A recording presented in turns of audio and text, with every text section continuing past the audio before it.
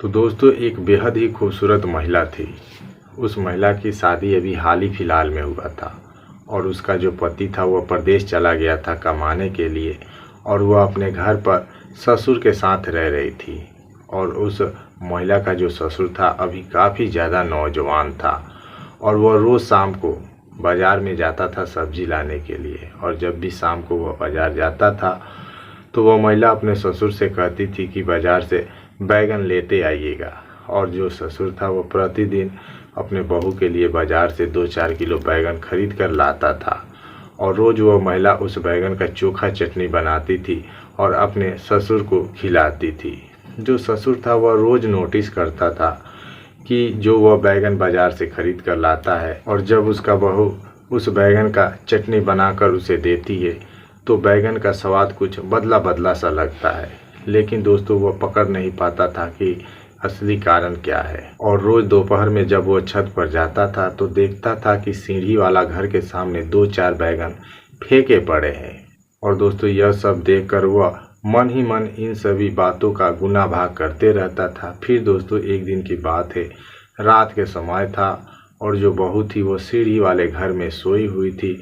उस दिन बिजली कटा हुआ था, गर्मी काफ़ी ज़्यादा पड़ रहा था और जो ससुर था वो अपने कमरे में नीचे सोया हुआ था। तभी दोस्तों अचानक से जो ससुर था उसका नींद खुल गया। तो दोस्तों वह सोचा कि क्यों नहीं छत पर चलकर थोड़ा ठंडी हवा ले लिया जाए। उसके बाद दोस्तों वह जैसे ही छत पर आता है तो उसका नज़र सीढ़ी वाले घर पर पड़ जाता है। तो देखता है कि उसकी जो नई नवेली बहू है वह बैगन की भरता बना रही है। फिर दोस्तों उसके बाद आगे क्या होता है, यदि आप लोगों को इस कहानी के पूरे घटनाक्रम के विषय में जानना है तो आप लोग मेरे साथ बने रहिएगा वीडियो के अंत तक, क्योंकि दोस्तों आज की कहानी बहुत ही लाजवाब और दमदार होने वाला है। यदि दोस्तों यह कहानी पसंद आए तो लाइक कर दीजिएगा।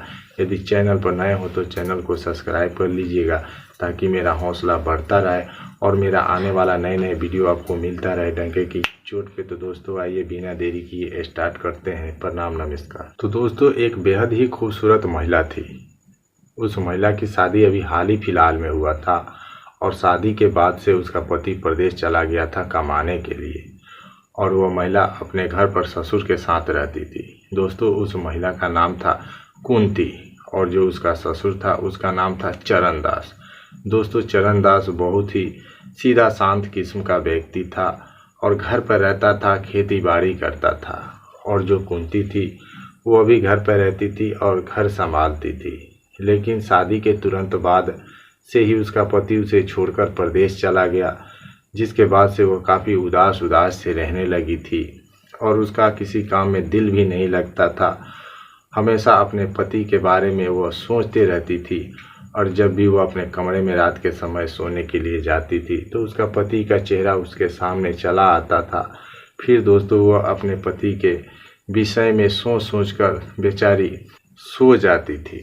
और उसकी जो ससुर चरण दास जी थे उनका पत्नी नहीं थी, पत्नी का देहांत काफ़ी समय पहले ही हो चुका था और चरण दास जी अभी भी काफ़ी नौजवान थे। अकेले 2 कट्ठा ज़मीन वह कुदाल से कोड़ देते थे और दोस्तों उसमें बीज बो देते थे। बहुत ही उनके अंदर अभी भी ताकत बची हुई थी।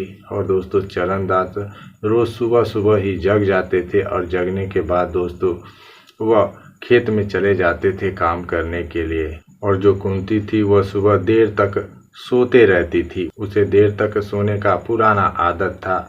जब उसकी शादी नहीं हुई थी, जब वह अपने मायके में थी, तब से उसका यह आदत था देर तक सोने का।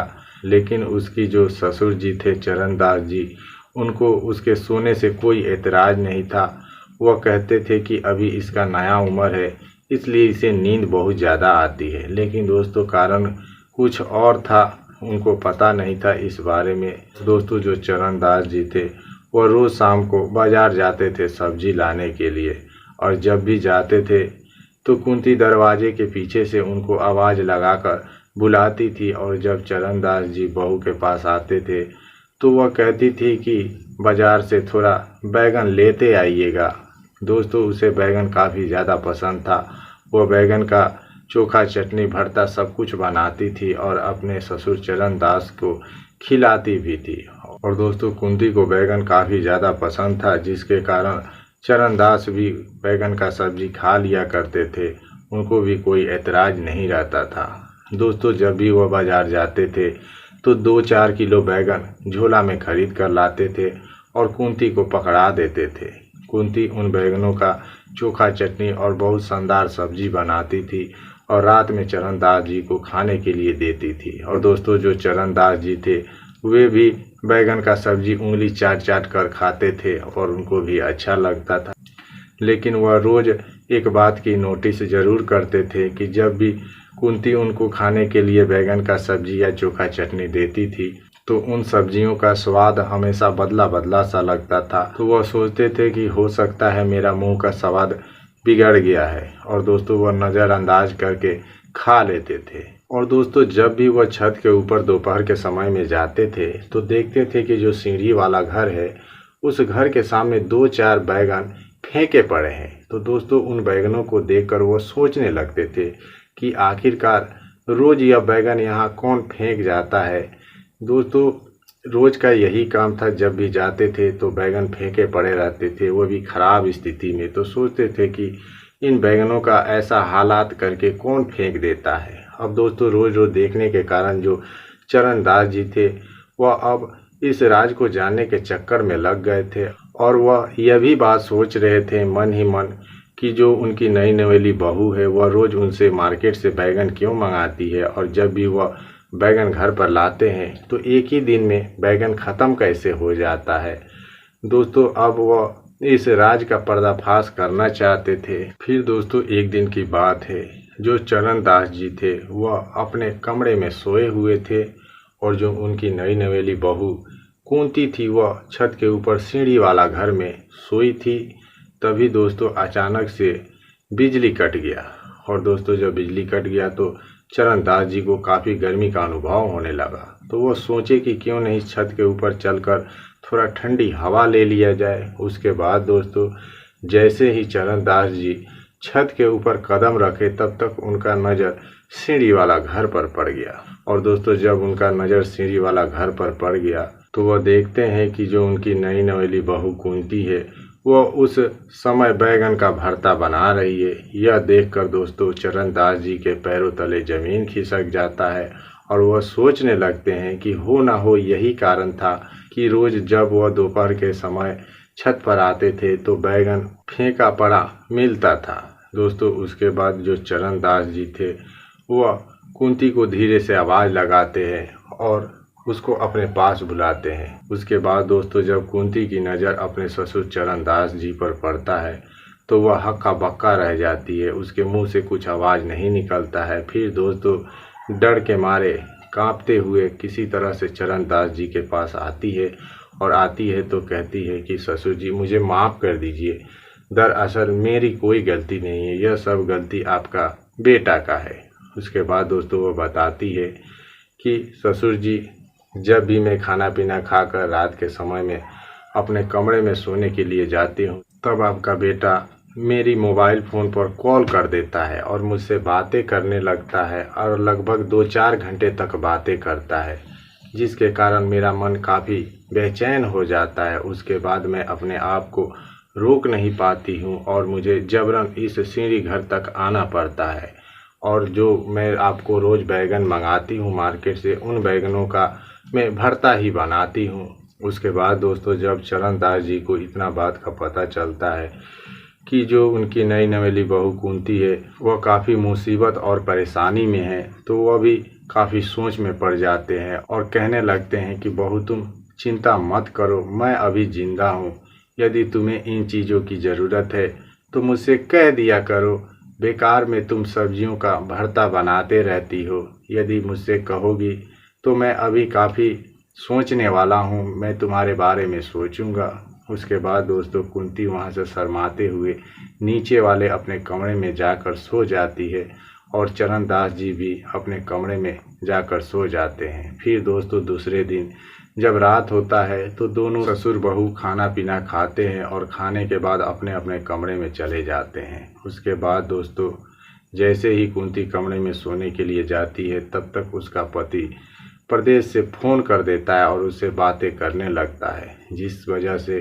कुंती का मन काफ़ी बेचैन हो जाता है और वह अपने आप को रोक नहीं पाती है और धीरे से अपने कमरे की दरवाज़ा खोलकर दोस्तों वह अपने ससुर चरणदास जी के कमरे में आ जाती है। और दोस्तों जब आती है तो देखती है कि जो उसकी ससुर जी है वह गहरी नींद में सोए हुए हैं।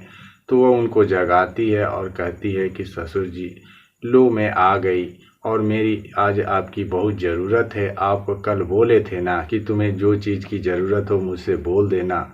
उसके बाद चरणदास जी अपने बिस्तर से उठकर बैठते हैं और अपने बहू कुंती की आंखों में देखने लगते हैं। और दोस्तों देखते ही देखते थोड़े ही देर के बाद चरणदास जी अपने बहू कुंती की सारी ज़रूरतों को पूरा कर देते हैं। उसके बाद दोस्तों जो कुंती थी अपने ससुर की इस प्रकार के मदद पाकर काफ़ी खुश हो जाती है और दोस्तों वह अपने कमरे में सोने के लिए चली जाती है। फिर दोस्तों उसके बाद कुंती को अब इन चीज़ों की आदत पड़ जाती है। दोस्तों जब भी रात होता था तो वह अपने ससुर जी के कमरे में चली जाती थी और अपना सारा अरमान पूरा करके चली आती थी। फिर दोस्तों एक दिन की बात है, जो चरणदास जी और कुंती थे दोनों एक कमरे में अपना अपना अरमान पूरा कर रहे थे। उसी दरमियान जो कुंती का पति था वह अचानक से कुंती को सरप्राइज देने के लिए कमरे में चुपके से चला आया। और दोस्तों जब आया तो देखा कि जो उसका पिता और उसकी जो पत्नी है वो दोनों एक दूसरे के साथ सपने देख रहे हैं। यह देखकर उसके पैरों तले ज़मीन खिसक जाता है और वो सोचने लगता है कि जो उसका पिता है वह कितना काबिल इंसान है, जो उसके न रहते हुए भी वह उसके पत्नी को संभाले हुए हैं। फिर दोस्तों उसके बाद वह यह सब देखकर अपने कमरे में जाकर सो जाता है। उसके बाद इधर जब कुंती अपनी सारी ज़रूरत पूरा कर लेती है और जब अपने कमरे में सोने के लिए जाती है तो देखती है कि उसका पति पहले से आकर सोया हुआ है। यह देखकर उसके पैरों तले ज़मीन खिसक जाता है और दोस्तों वह कांपने लगती है और दोस्तों वह भी धीरे से जाकर सो जाती है। फिर जो कुंती का पति था वो पूछता है कि कुंती, मेरे न रहने के दरमियान तुमसे क्या क्या गलतियाँ हुई है वो तुम साफ साफ बता दो। उसके बाद कुंती यह सब अपने पति का बात सुनकर समझ जाती है कि उसका जो पति है उसे अपने ही ससुर के साथ देख लिया है। फिर दोस्तों वह सारा बात इत्मीनान से अपने पति को बताती है। उसके बाद जो कुंती का पति था वो सोचता है कि मेरे न रहने पर यह सब काम गड़बड़ाया है और जो उसका पिता है वो तो उसका पिता ही है और घर का बात है और अक्सर ऐसी गलतियां हर घर में कभी कभार हो जाती है। फिर दोस्तों वह अपने पिताजी को बुलाता है। पिताजी भी सारा बात खुलकर साफ साफ बता देते हैं। उसके बाद दोस्तों जो कुंती का पति था वह दोनों को माफ़ कर देता है और दोस्तों अपने पिता से कहता है कि पिताजी, आज के बाद आप कभी भी मेरी पत्नी कुंती की ओर मत देखिएगा, यह आपकी आज से बहू है। उसके बाद दोस्तों सब लोग हंसी खुशी से रहते हैं, जो भी उनका काम था अपना करते हैं। तो दोस्तों आज की कहानी यहीं तक थी। आपको कैसी लगी कमेंट में अवश्य बताइएगा। और हाँ दोस्तों, इस कहानी को बनाने का मेरा मकसद किसी के दिल को दुखाना या परेशान करना नहीं था, केवल यह लोगों को जागरूक और सचेत करने के उद्देश्य से मैं बनाया हूँ। तो दोस्तों अब मुझे दीजिए इजाज़त, तब तक के लिए जय हिंद जय भारत।